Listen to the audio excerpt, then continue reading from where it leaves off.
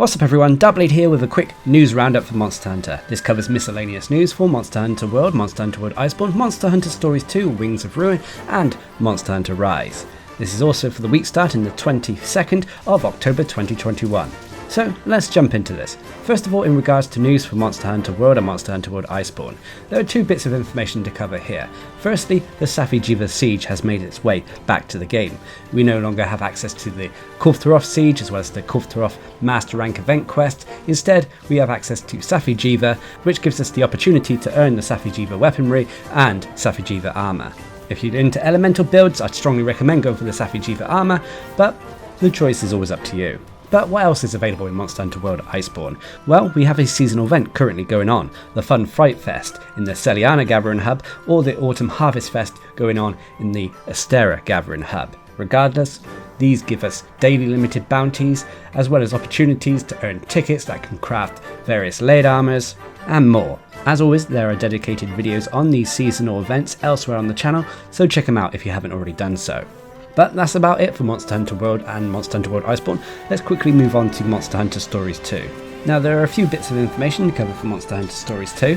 First of all, we now have sub-quests that allow us to take on Molten Tigrex as well as Dread King Rathalos. So we have an opportunity to take on these monsters and farm materials from them solo rather than in multiplayer. Let's face it, at the end of the day, you can do multiplayer solo, but you'll be stuck with an AI who is questionable.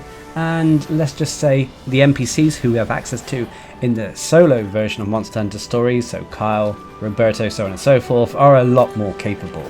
But on top of that, we also have access to the high difficulty version of Fatalis.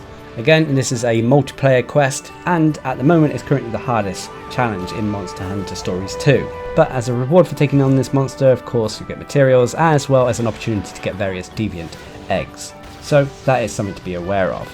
But that is about it for information for Monster Hunter Stories 2. Let's move over to talk about Monster Hunter Rise. Now there's only really one little bit of information to cover for Monster Hunter Rise at the moment, and that is we have a new event quest. This quest is called Clouds of Narwa Rumble Again, a 7-star high rank quest that requires hunters to be hunter rank 8 or above, and has players taking on a Narwa in the Coral Palace. As always, to get this event quest you have to talk to the Courier Palico found in the centre of Komura Village. Following in the footsteps of last week's event quest where we got to take on a solo Ibushi, we now have access to a solo Narwhal who we actually get to slay. This can be considered a challenging hunt, but it's not impossible, and again it's a way to actually slay Narwhal, get a decent amount of materials from the monster without having to take on the likes of the All-Mother quest, which involves both Ibushi and Narwhal.